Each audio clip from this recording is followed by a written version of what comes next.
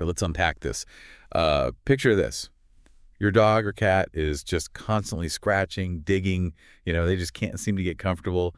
And you're probably feeling pretty frustrated, maybe helpless watching them. Absolutely. It's tough. Well, today we're diving deep into a really, really common reason behind that endless itch, atopic dermatitis.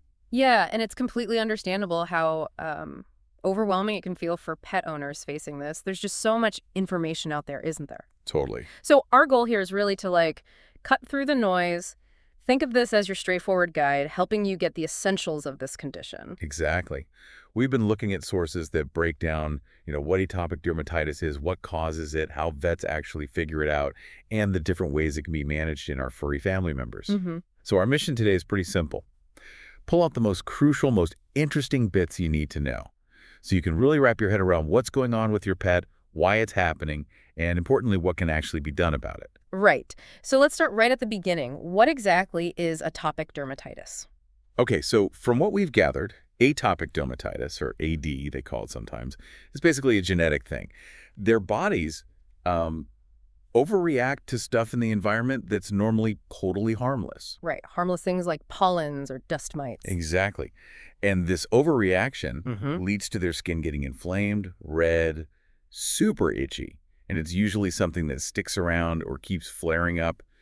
And really important, it's not contagious. They didn't catch it from anywhere. That's a key point, not contagious. And what we're seeing is this inflammatory skin issue causing intense pruritus. That's the fancy term for really bad itching. Pruritus. Got it. And what's also interesting is, there seem to be different subtypes. Sometimes it's linked to a specific allergy antibody, IgE, and sometimes it's not. Right, I saw that. So Yeah. some pests with AD, they have higher levels of this IgE stuff when they encounter allergens. But then, this is where it gets kind of interesting. There's this other group with AD symptoms, but their IgE levels are normal. It sort of shows there's probably more going on than just that one single pathway, Absolutely.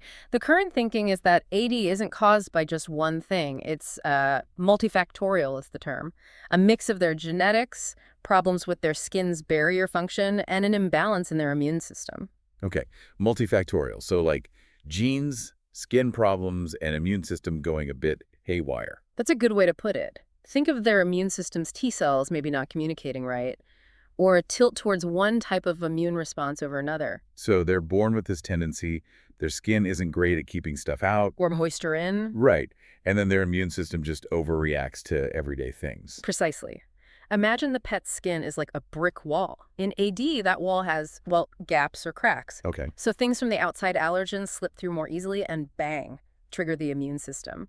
This kicks off a process called sensitization, where the body learns to see these harmless things as threats. Ah, sensitization. Then, next time they encounter that pollen or dust mite, certain cells, mast cells, release a whole cocktail of inflammatory chemicals. Inflammatory chemicals. That sounds like what causes the redness and the swelling. Exactly that. And I bet that's what makes them so incredibly itchy. You got it.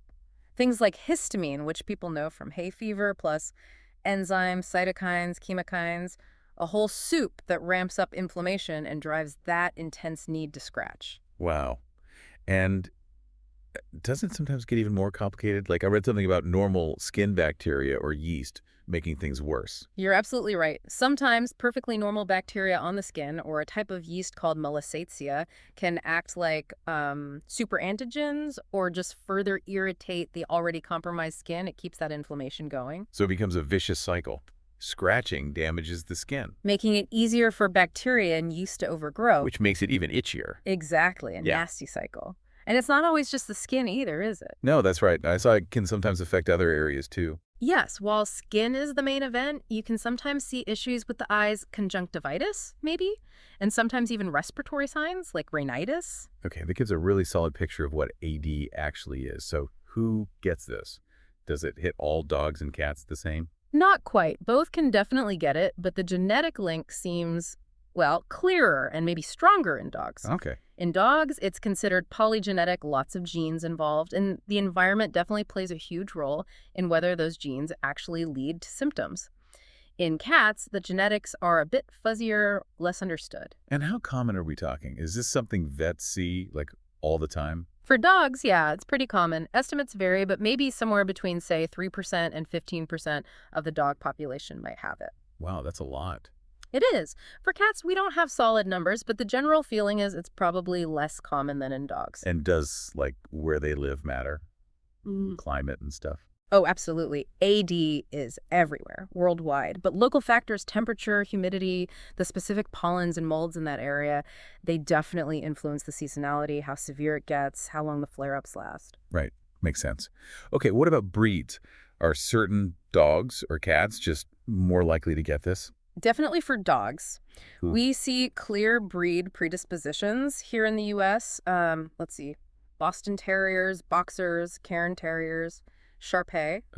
Cocker Spaniels, Dalmatians, English Bulldogs, French Bulldogs, various setters like English and Irish. Wow, quite a few. Yeah, Pit Bull Terriers, Lhasa Apsos, Miniature Schnauzers, Pugs, Westies are a big one, Scottish Terriers, Wire-haired Fox Terriers. Oh, and Labs and Golden Retrievers, too. That's a really long list. Lots of popular broods in there. So genetics are clearly a big factor in dogs. But even if your dog isn't on that list. That's a critical point. Any breed, including mixed breeds, mongrels, they can all develop AD. It's just more common in those listed breeds. Good to know. And cats. Any specific breeds? Interestingly, no. No specific feline breed predilections have really been reported. Huh? Okay. What about age? When does this usually start showing up? Is it something they have from birth that just They develops? Typically in dogs, the signs start between 1 and 3 years old. That's the average. But the range is wider, maybe 3 months up to 6 years.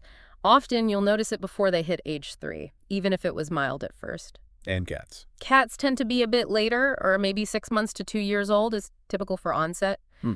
And no real difference reported between males and females for either species. Okay, so we know who might get it. Now the signs.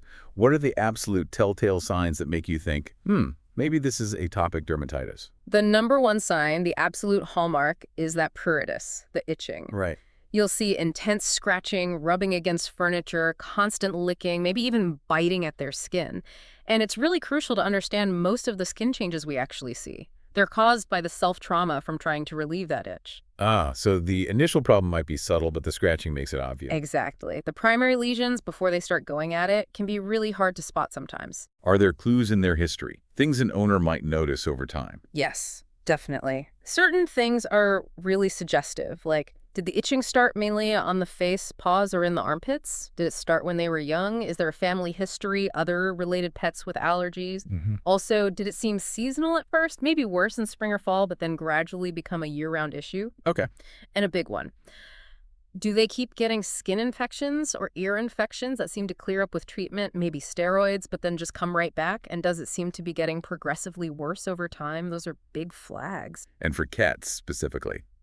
Anything unique? Yeah, for cats, really intense itching focused on the face and neck is a very common pattern with AD. Gotcha. And when a vet examines a pet they suspect might have AD, are there particular spots they look at closely? Absolutely. There are classic distribution patterns. We look closely at the skin between the toes, the front of the wrists, the carpal area, and the ankles, the tarsal area. Also the muzzle, around the eyes, in the armpits, the groin, and definitely the ear flaps, the pinnae. And what might the vet actually see in those places? What do the skin changes look like? It can vary a lot. Early on, maybe not much, just some broken hairs, or maybe the fur is stained brown from saliva where they've been licking constantly. Saliva staining, right? But as it progresses, you can see obvious redness, little bumps called papules, definite hair loss, crusty areas. The skin might darken, that's hyperpigmentation, or even get thick and leathery, which we call like enification. Like enification. Yeah. Sounds unpleasant. It is. And sometimes the skin also gets really oily or conversely very dry and flaky. That's seborrhea. And some dogs might even seem to sweat more in the affected areas, hyperhidrosis. And those secondary infections sound like a really big issue. They really are. Because that skin barrier is damaged and they're constantly scratching and licking, it's just prime real estate for secondary bacterial infections, pyoderma, or yeast infections with Malassezia. Right. Chronic relapsing ear infections, otitis externa, are also super common with AD. And sometimes you might see inflammation around the eyes, the eyelids, or even a runny nose. Okay, so we've covered what it is, who gets it, the signs. Now, what's actually triggering these reactions? What are these normally harmless substances? Well, the list of common culprits is pretty familiar if you think about human allergies, too. Pollens are a big one. Grasses, weeds, trees, mold spores, both indoor and outdoor. That Malisetia yeast we mentioned can actually be an allergen for some pets. Tiny house dust mites and storage mites that live in dry food. Ugh, Mikes. Yeah, animal dander sometimes from other pets in the house or even their own. And certain insects can also trigger reactions. And are there things that make a pet more likely to react? Risk factors. Definitely. Living in, say, temperate climates with long allergy seasons where there's just a lot of pollen or mold around for months, that's a risk factor. Makes sense. More exposure. Right. And also, if a pet already has other itchy skin conditions going on, like a flea bite hypersensitivity or an adverse food reaction, it's like a summation effect. Everything adds up and pushes them over the edge, making the AD seem worse. Okay, so you're seeing the signs, you suspect AD. How does a vet actually confirm it? How do they diagnose this? This is really important. Diagnosing AD isn't about one single test. It's about putting all the puzzle pieces together and, crucially, ruling out other conditions that can look really similar. Right, the differentials. Like what else causes that kind of itching? Well, top of the list is often an adverse food reaction, a food allergy. It can look almost identical to AD, and sometimes pets even have both. Yeah. So often, a strict elimination diet trial is needed to see if food is playing a role. Then there's flea bite hypersensitivity. Again, can look similar, but the pattern of itching might be more on the back half, and they should improve dramatically with really strict flea control. Okay, so food and fleas. What else? Sarcoptic mange. Caused by mites, intensely itchy, often worse on the belly, elbows, ears. We'd look for mites on skin scrapings or sometimes just treat for it to see if they get better at therapeutic trial. Mites, got it. Then you have to consider those secondary infections, the bacterial pyoderma or the yeast dermatitis. Are they the primary problem or are they secondary to the AD?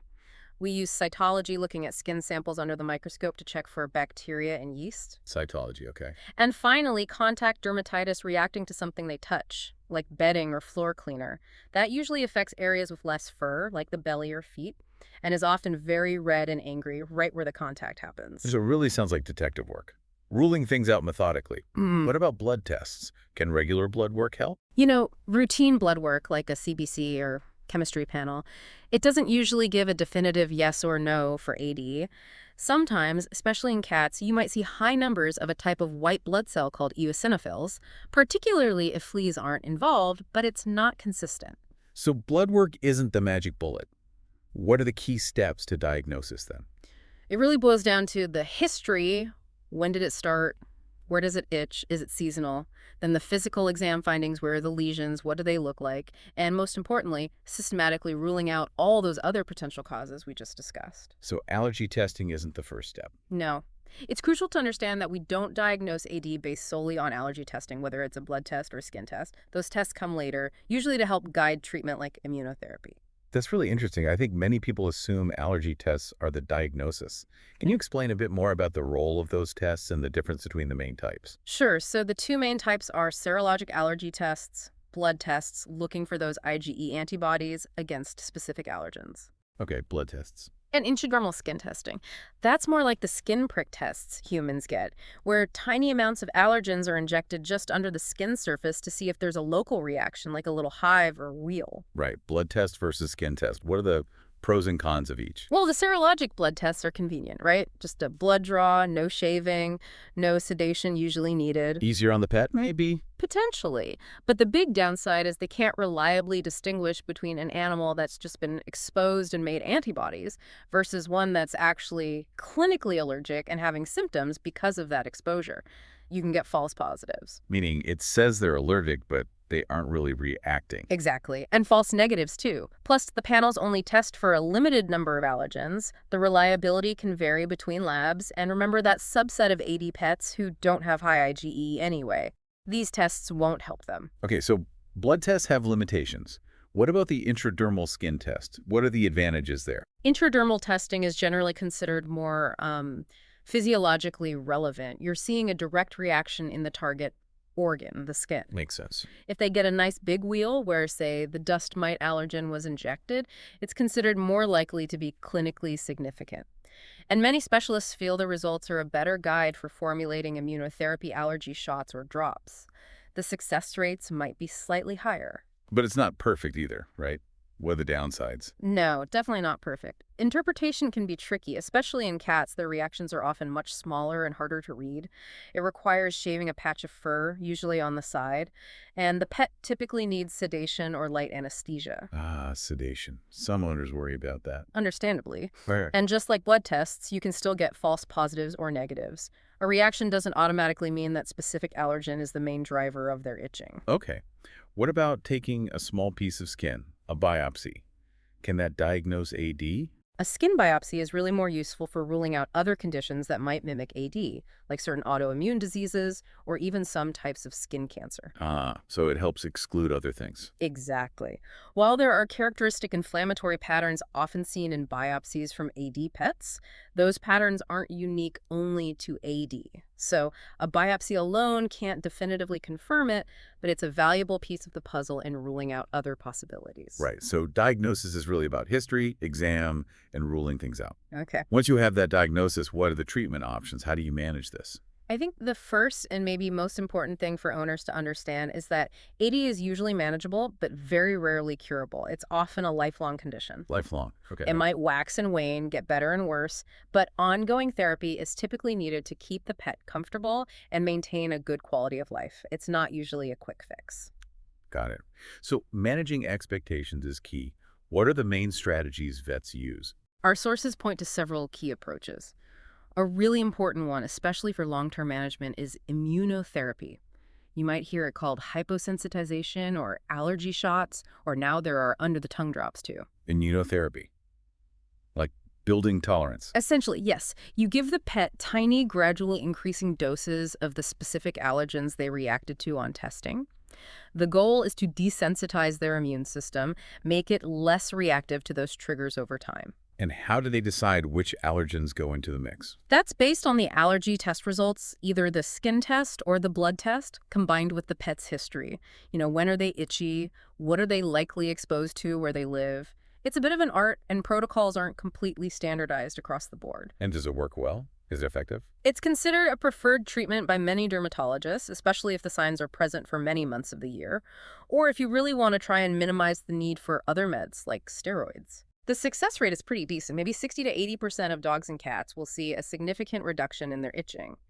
But, and this is but it's slow. You usually need to give it at least 3 months, often 6 to 9 months, sometimes even a full year to see the maximum benefit. Wow. A year potentially. Yeah. That requires patience.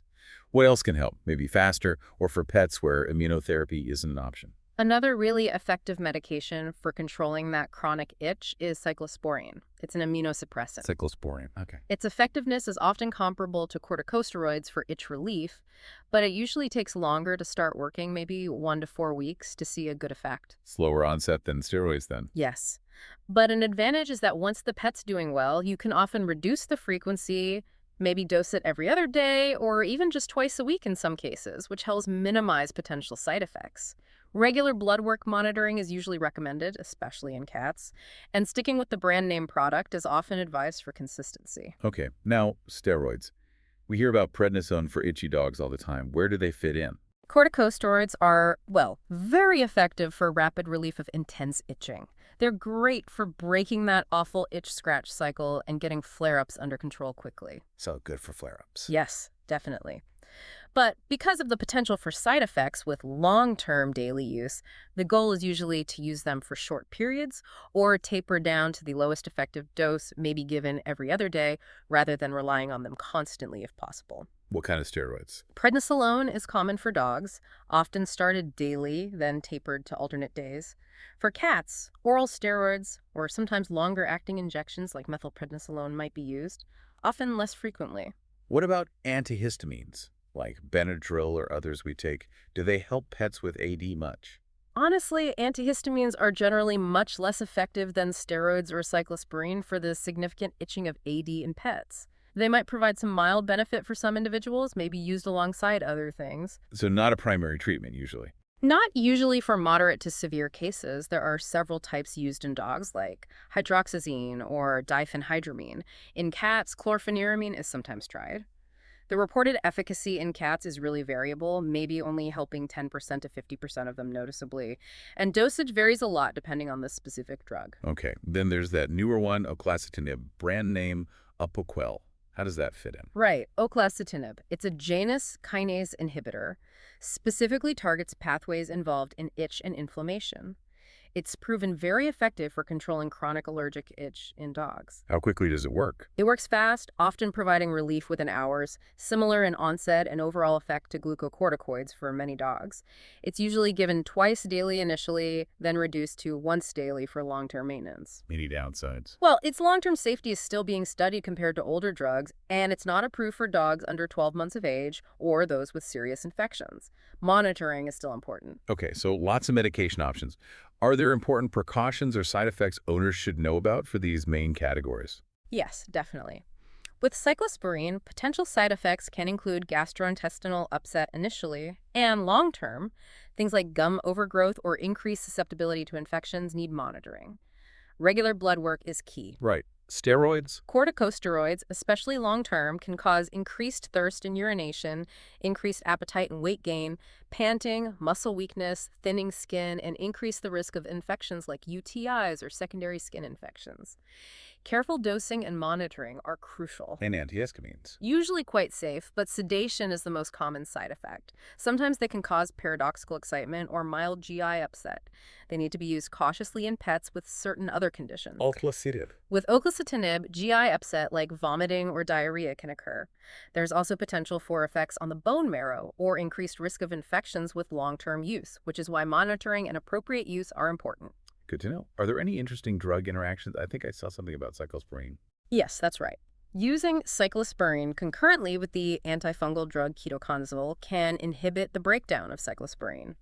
This means that you can often use a lower dose of cyclosporine, which can save money and potentially reduce side effects. That needs to be managed carefully by a vet, though. Interesting. Okay, beyond prescription meds, what else helps? You mentioned bathing earlier. Supplements. Yes, several other things are really valuable. Frequent bathing, maybe once or twice a week, in cool water with a gentle hypoallergenic or maybe medicated anti-itch shampoo can be very soothing and help remove allergens from the coat. Cool water baths. Okay. Fatty acid supplements, particularly those rich in omega-3s, like fish oil, may help reduce inflammation over time for some pets. It takes weeks to months to see an effect, if any. Omega-6s are less clear, may be helpful for barrier function. So omega-3s primarily. Anything else? Well, some older drugs like tricyclic antidepressants, doxepin, amitriptyline, have antihistamine and anti-inflammatory effects and are sometimes tried, but their effectiveness is less proven, especially in cats. Gabapentin, often used for nerve pain, might help some itchy pets. Pentoxifylline has some anti-inflammatory effects. And there are topical steroid sprays like triamcinolone spray, which can be good for localized or even widespread itching with potentially fewer systemic side effects than oral steroids. So it really sounds like a multimodal approach is often best, combining different things. What does the long-term management look like day to day, year to year? Long-term management really revolves around a few key things. First, if specific allergens were identified and it's practical, trying to reduce exposure is great, though, avoiding pollen or dust mites completely is pretty much impossible. Yeah, hard to do. Very. So the next really crucial part is aggressively managing other sources of itch. That means strict year-round flea control for all pets in the house, addressing any food allergies with the right diet, and quickly treating any secondary bacterial or yeast infections that flare up. Keeping everything else quiet makes the main treatment work better. Exactly. It lowers the overall itch threshold. Then, regular vet checkups are essential. How often depends on the stage of therapy and how stable they are, but these visits are for monitoring the itch level, checking for skin infections, looking for any self-trauma, and watching for any side effects from ongoing medications. And blood work. For pets on chronic meds like cyclosporine, steroids, or oclacitinib, periodic blood work and sometimes urinalysis are usually recommended maybe every 6 to 12 months or more often depending on the case, just to monitor organ function and check for any issues. What are the main complications if AD isn't managed well over time? The biggest ones are definitely those chronic or recurrent secondary skin infections. Bacteria and yeast just love that damaged, inflamed skin. And also, as we touched on, it's really common for AD pets to also have concurrent flea allergies or food allergies, which just makes the whole picture more complex to manage. So what's the overall outlook? The prognosis for a pet with AD? Well, the good news is AD itself isn't typically life-threatening. The major concern is quality of life. If the itching is relentless and poorly controlled, it causes significant suffering for the pet and distress for the owner. And sadly, in some severe, unmanageable cases, it could lead to euthanasia. That's sobering. It is. And generally, without treatment, the itching tends to worsen over time. The itchy periods might become longer each year, maybe eventually becoming year-round. But, and this is important with appropriate, consistent, tailored management, most pets with AD can be kept very comfortable and live happy, otherwise healthy lives. And I think I read sometimes it can even get better on its own. Yes, interestingly, spontaneous resolution or significant improvement does occur in a small number of cases, although it's definitely not the norm. We usually expect it to be a condition requiring lifelong management. Okay, so let's try and wrap this up. It sounds like atopic dermatitis is this really complex, but yeah, super common condition in dogs and cats. It's driven by a mix of their genetics and environmental factors, leading to that awful, persistent itching. That's the core of it. Diagnosis isn't straightforward. It's a careful process of elimination. And while it's usually not curable, there are actually quite a few different treatments and strategies, medications, immunotherapy, bathing, supplements that can be combined to manage the symptoms effectively and really improve quality of life. That sums it up well. And it really underscores how vital it is for pet owners to work closely with their veterinarian. You need that partnership to get the right diagnosis in the first place, and then to develop and adjust that personalized long-term management plan. Absolutely crucial. Okay, so here's a final thought to leave you with.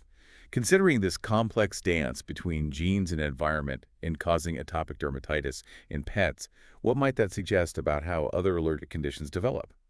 Not just in animals, but maybe in humans too. That's a great question. It really makes you think about the incredible complexity of the immune system, doesn't it? And how things we think of as completely harmless can trigger such major reactions in susceptible individuals. Lots to ponder there.